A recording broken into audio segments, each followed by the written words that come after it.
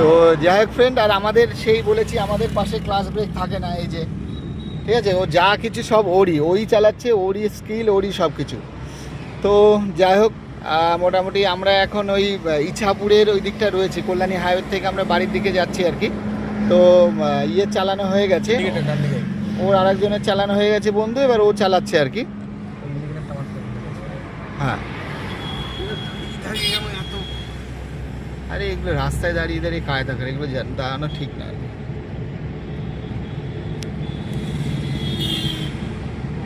যে নতুন যাদের, তাদের জন্য কি মেসেজ দেবে বলো, যে আমাদের এই ট্রেনিং সেন্টার আসো, যে অনেকে যারা ফিডব্যাক দেখে এখানে চলে আসো, হ্যাঁ খুব ভালো করে শিখে যাবে।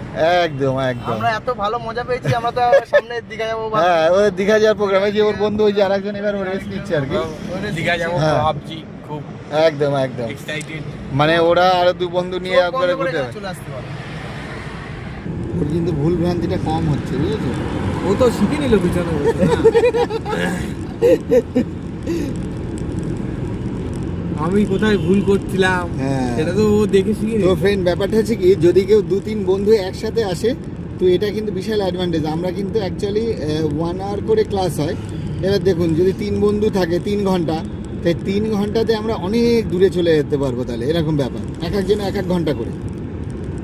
আমাদের এই কিলোমিটার দেখে দেখে হয় না, এগুলো ঘন্টা হিসাবে যেখানে খুশি সেখানে আমাদের সব রকম করানো হয়। গাড়ির জাজমেন্ট থেকে শুরু করে, হিল টেকনিক থেকে শুরু করে, কনজাস্টেড, বিভিন্ন রকম জায়গাতে আমরা শেখানো হয় আর কি। আগে স্কিল তৈরি করে নিই।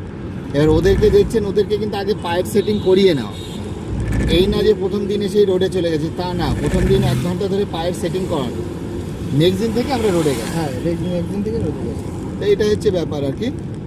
আর উইদাউট কন্ট্রোল, মানে আমাদের ছাড়া, এই না যে আমাদের কন্ট্রোল থাকে না, কন্ট্রোল তো আমাদের কাছেই থাকে, স্টিয়ারিং, ব্রেক সব কিছু আমাদের কাছেই থাকে আর কি, অসুবিধা নেই, কিন্তু পায়ের সেটিংটা থাকে।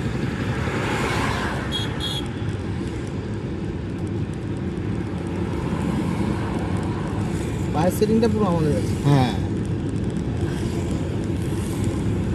দাঁড়িয়ে গেছে, বুঝলে? হ্যাঁ, ইন্ডিকেটার মারো ধীরে ধীরে। কেউ নেই তো? চলো জোরে চলো, জোরে চলো, ওভারটেক করো জোরে। হ্যাঁ হ্যাঁ, এই লোকটা তখন থেকে দাঁড়িয়ে দাঁড়িয়ে ডিস্টার্ব করছে, বুঝলে?